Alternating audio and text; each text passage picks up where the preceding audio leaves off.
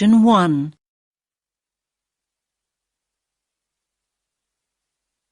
You will hear a man talking to a receptionist at a hotel. First, you have some time to look at questions 1 to 7.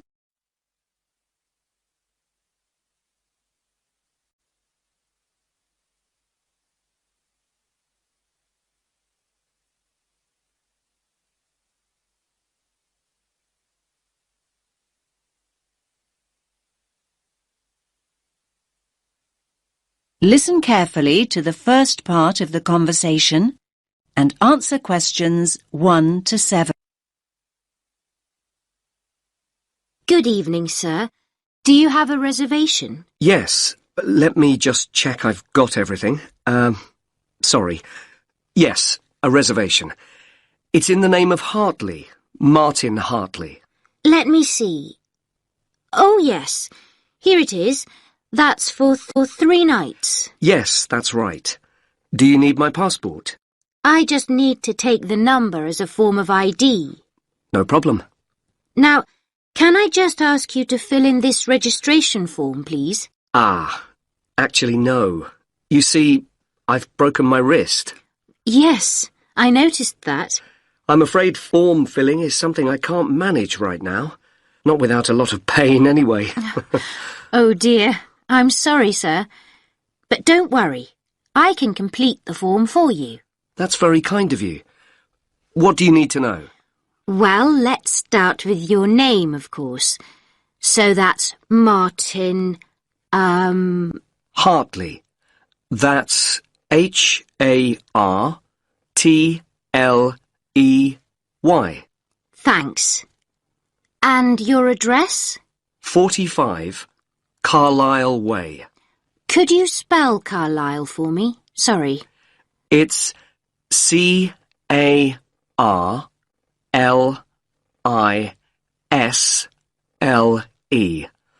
You don't pronounce the S. Carlisle Way. And that's in Lewes. Lewes. And is there a state? I don't think you have states in the UK. No, we have counties. It's East Sussex. Sussex is with double S. The postcode is LW4 6AU. Do you want my phone number? Actually, no. We contact people by email now. Ah, yes. And send me lots of advertising too, I suppose. My email is hartleynitram@yahoo.co.uk. Sorry. A bit slower, please. Hartley, my surname, then Martin backwards, NITRAM. That's all one word. And all lowercase? That's right. No capitals. At yahoo.co.uk. Thank you very much, Mr. Hartley. And could you give me your passport now, please? Thanks. You can have that back now. And that's for 3 nights, so checking out on Sunday morning? OK. You're in room 16. That's on the first floor, overlooking the courtyard. Here's your key. Would you like somebody to take your bag? Now you have some time to look at questions 8 to 10.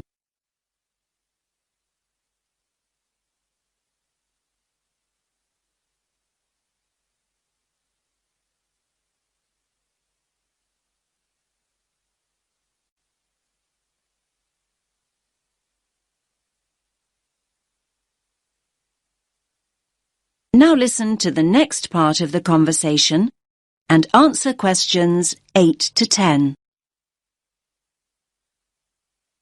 Do you have a map I can take? Yes, of course. We've usually got lots of them here. Somewhere. Ah, yes. Here we are. Thanks. Could you show me where we are exactly? let me have a look. Yes. This is our street here, Avenida Constitución. The bigger hotels are marked, so let me just see which one is us. Here. Yes, here. This is Hotel Columbus, just before you get to the museum. I say just before because that's the way most people get here. I mean, coming from the main square where all the buses stop, or from the station. Yes, that's the way the taxi came in from the airport. I thought we drove past the museum, though, just after we went through that big square you mentioned. Ah, you probably mean here. That's actually an art gallery. It's worth having a look round, but the museum's more interesting. I think so, anyway. Thanks for the tip. I hope I get time. Right, well, tomorrow I've got to be at the conference centre. They told me they'd put me in a hotel that wasn't too far away. Oh, yes. The conference centre's not too far at all. Let me see. Yes, down here. You can walk there in 7 or 8 minutes. Just cross over the road, go straight down this street here. That will take you towards the newer part of the city. Walk on for a couple of blocks, and then when you get here, you just have to go right a very short distance, and then you'll see the conference centre above the other buildings. It's quite big. I see. That all looks quite straightforward. Thanks very much. My pleasure. Have a nice evening, sir. That is the end of section 1. You now have half a minute to check your answers.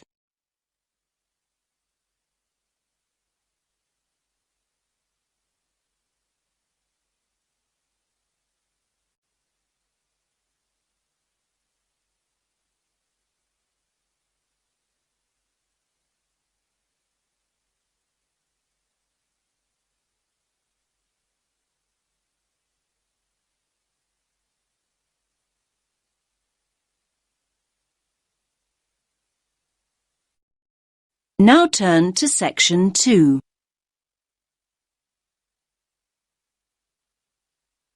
You will hear a man talking about areas for growing vegetables in towns called allotments. First, you have some time to look at questions 11 to 14.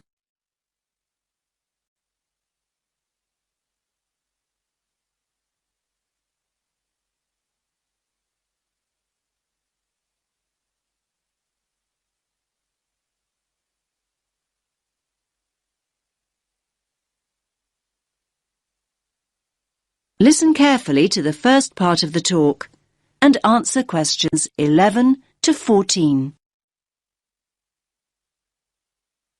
Good evening, everyone. I'm delighted to see so many of you. I was going to start by saying that more and more people are seeing the value of growing their own fruit and vegetables, but now I don't need to. First of all, let me say that whether you have a garden or not, there are all sorts of benefits to having a plot of land you can call your own, and it will give you a great sense of satisfaction. OK, let's assume you have a garden. Chances are it's small.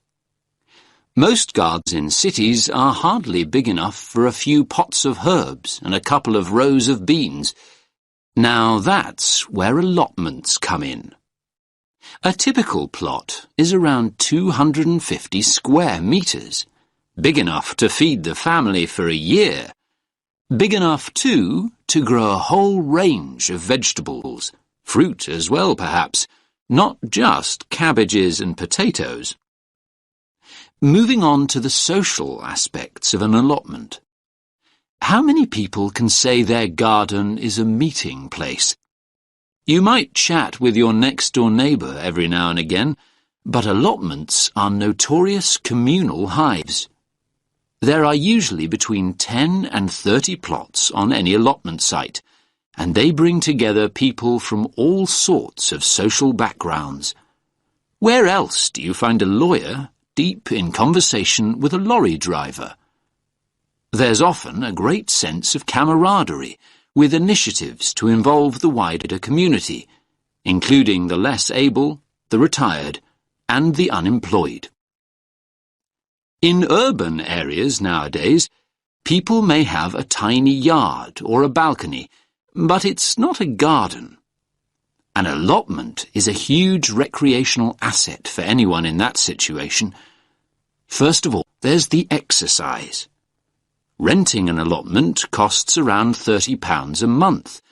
That's generally a lot cheaper than joining a gym. Then there's the involvement with nature. Watching seeds grow into mature plants gives so much pleasure and such a sense of achievement. Spending time outside in the fresh air boosts our mental as well as physical well-being. And one more thing. Don't forget allotments are also an enormous benefit to the environment. They provide invaluable green space in our ever more clogged-up towns and cities, making them more sustainable and appealing to live in. These spaces provide a habitat for wild plants, birds, insects, and occasionally bigger animals.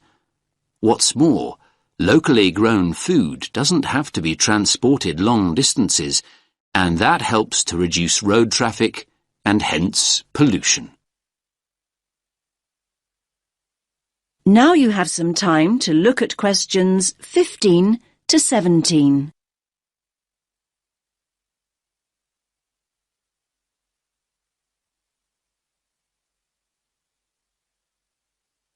Now listen to the next part of the talk and answer questions 15 to 17. Now, food. A subject we all like talking about, because the main appeal of an allotment is obviously taking home all the freshly picked vegetables and fruit. So why is Grow Your Own so good? Well, to start with, there's the superior flavour. Food you've grown yourself tastes infinitely better than anything bought in the supermarket because it will be super fresh. Another point in its favour is the range. These days, gardeners are growing an amazing variety of vegetables on their allotments. Finally, there's the bonus of knowing that the produce you've grown is organic. You know that what you're eating wasn't grown on an industrial-scale farm or sprayed with large amounts of pesticides. Now you have some time to look at questions 18 to 20.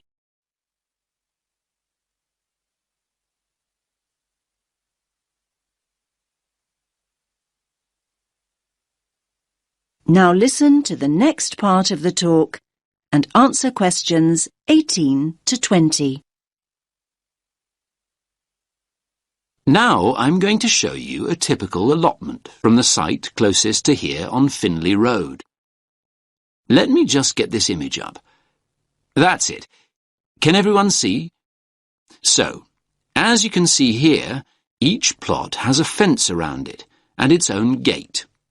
Between the beds are grass walkways. That means you can walk in and around comfortably and not get your boots too muddy. There are soil beds on either side. This plot, in fact, has two smaller flower beds opposite a much larger area for vegetables. And there's also a glass house for growing tomatoes or anything that needs more warmth and protection. Here you can see one of those at the front near the gate. Most allotments have their own shed at the far end, as you can see. Allotments do need a water source, though, and there are stone sinks outside the sheds. A hose pipe can be attached to the tap for easy watering.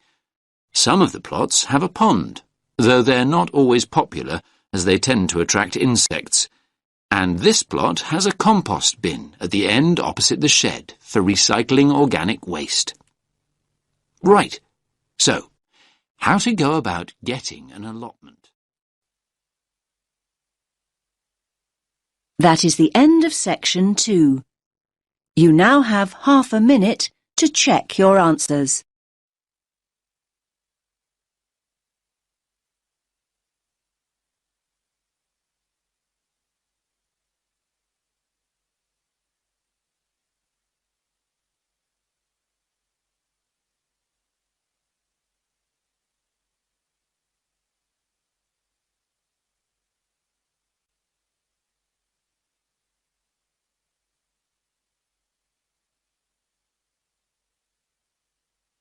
Now turn to section 3.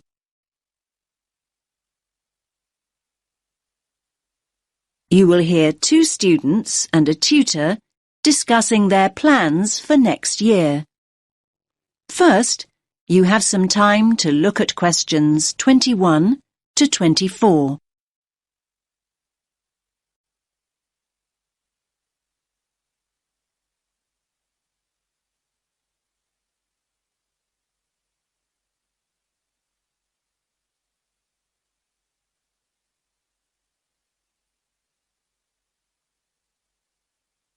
Listen carefully to the first part of the conversation and answer questions 21 to 24. Hi, Mark. How's it going? Oh, hi, Lily. I'm okay. Have you decided what course you're going to apply for then? Yes, illustration. I've already applied to one college, actually. I didn't even know there were places that did just illustration. There aren't many. Most combine it with other areas like painting and graphic art. Unfortunately, there are no courses in London, so I've opted for Birmingham. Birmingham?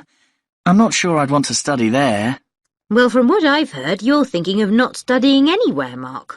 Look, I haven't made any decisions yet, but I'm wondering what the point of carrying on at art school really is.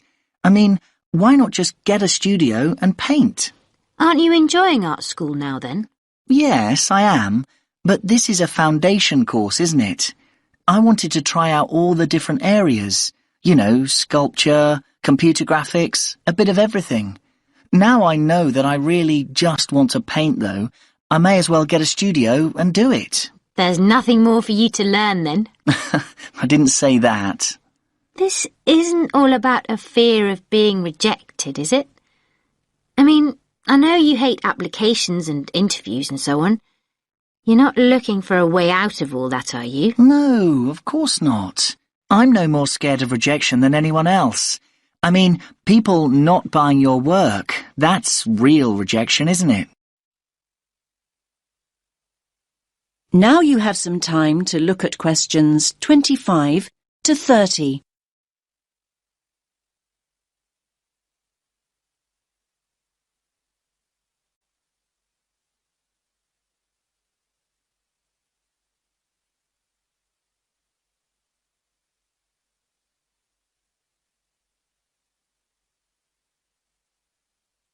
Now listen to the next part of the conversation and answer questions 25 to 30. Hi, do you mind if I join you? We were talking about next year and applying for courses. I couldn't help overhearing. What's this all about then, Mark? Is it true that you're thinking of not continuing at college? I'm looking at other options, yes. I've been reading about artists who claim there's no real advantage in learning formally. There's this Scottish guy who just went to Paris and got a studio. He's doing really well now. In fact, one of the fine arts students here dropped out of her course at the end of the first year and just went to Prague. She loves it there. You might just be looking through rose-tinted spectacles there, Mark. There are plenty of people who regret taking that route, you know. For every artist making a living, there are 20 living on the breadline. Okay, I take your point, but I'm thinking about the cost of 3 years at art school as well. Apart from the actual fees, there are all the living expenses. Students are running up at least £30,000 debt by the end of their course. So, this studio you're planning to get, I take it that'll be free then? If you're contemplating working in Paris or Prague, won't that cost practically the same over 3 years? Maybe, but I'd be selling my paintings, wouldn't I? In fairness, Mark, very few artists start selling work just like that. Yes, but will studying for another 3 years mean that I will definitely be able to sell my work? It won't guarantee it, but it'll make it more likely. In my opinion, anyway. Remember that there are plenty of artists who make their name while they're studying. Art schools put on end-of-year exhibitions, and influential people regularly come in looking for talent. Your work is showcased in a way that just won't happen if you're working in isolation. Yes, I do see all that. I'm just not convinced. I sometimes question the value of a creative course, full stop. I mean, I often feel almost guilty when I tell people that I'm studying art. I see this look on their face as though they think I should be doing something more useful. I feel that if I get a studio and start working, at least I'd be paying my way. I think the key factor here is that being at art school exposes you to critical appraisal. Perhaps the most essential function of further education is the constant feedback and constructive criticism. It's essential to personal development, no matter what the field is. Yes, we all know artists who paint as a hobby, people who've been doing it for years. They think they're experts and wonder why other people haven't recognised their talents. If only they'd become part of a creative community, they'd understand why that hasn't happened. Yes, I think Lily's right. It's important to keep developing and responding to feedback. Anyway, don't go making any rash decisions. Come and see me. That is the end of section 3. You now have half a minute to check your answers.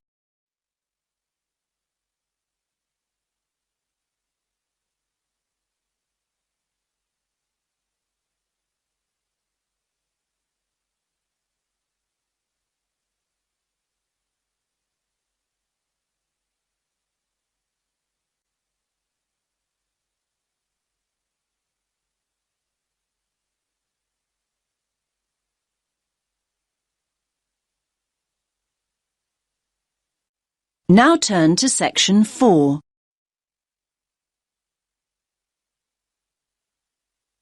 You will hear a woman giving a lecture about the positive effects of laughter. First, you have some time to look at questions 31 to 40.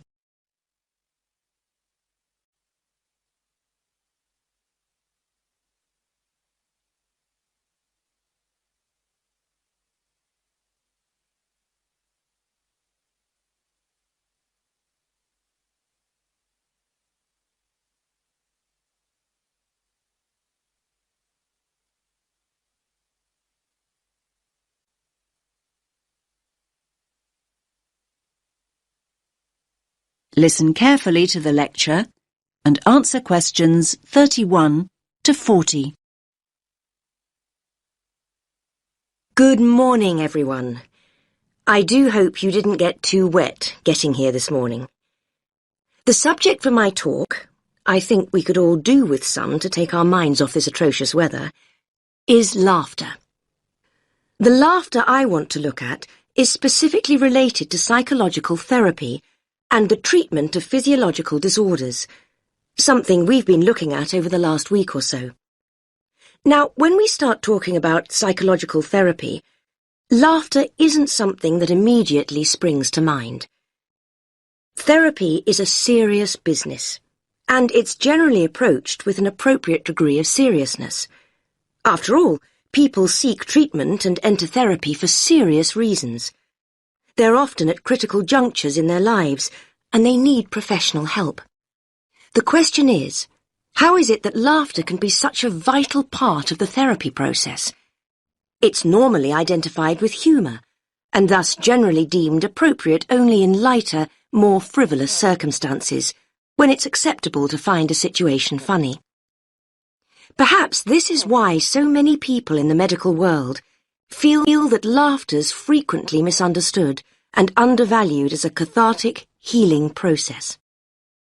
Now, humour certainly is one trigger for laughter, but it isn't the only trigger. If we take as a starting point the fact that laughter is a physical process that releases emotional pain, it follows that stress, anxiety and tension may prompt the same response. Psychologists frequently point out that humans don't laugh because they're happy. They're happy because they laugh. Once we accept that laughter and pain are related, we are less likely to be shocked when people laugh in all sorts of painful, even tragic situations.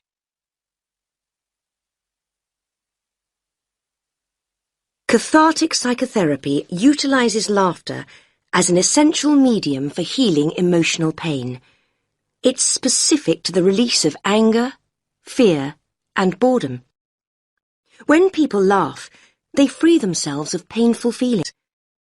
The amount of pain the body releases during a single burst of laughter is immeasurable, but we know that the body will keep discharging pain cathartically until there's no longer a need. The only obstacle to the process is the self-constraint we learn to impose on ourselves during our early years. We're taught the virtues of self-control from infancy, and any loss of that control during an emotional outpouring is discomforting.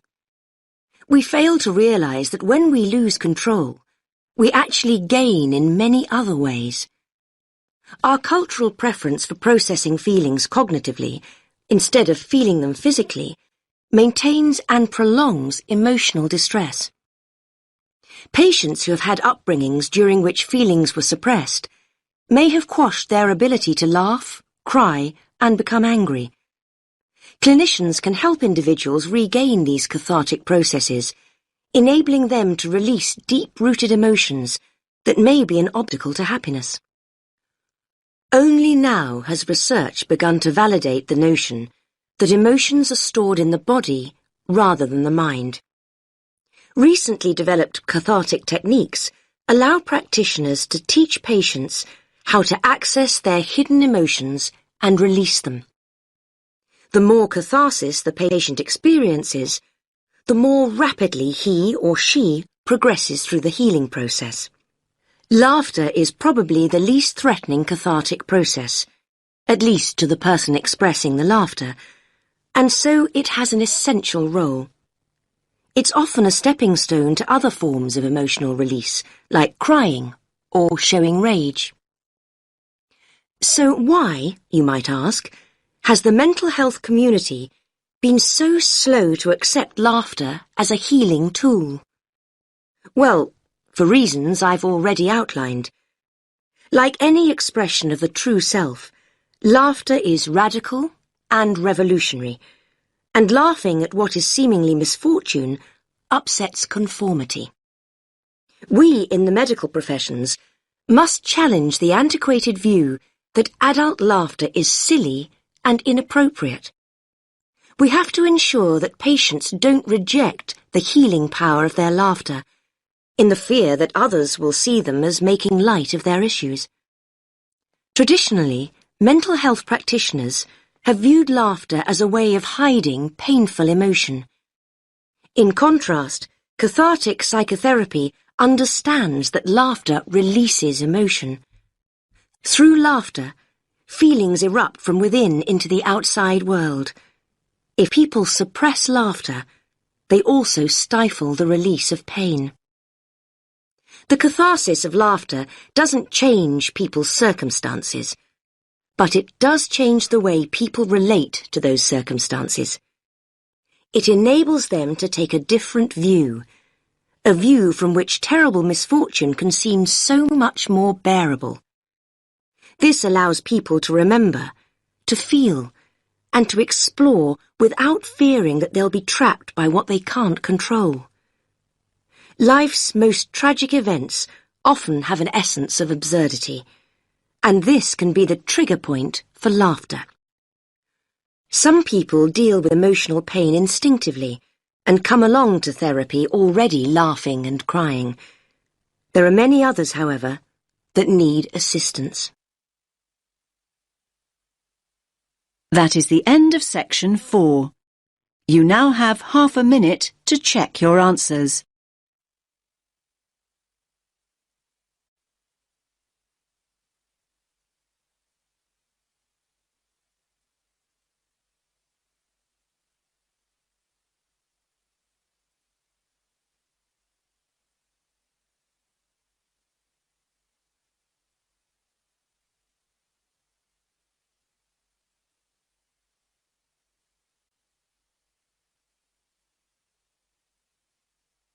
You now have 10 minutes to transfer your answers to the answer sheet.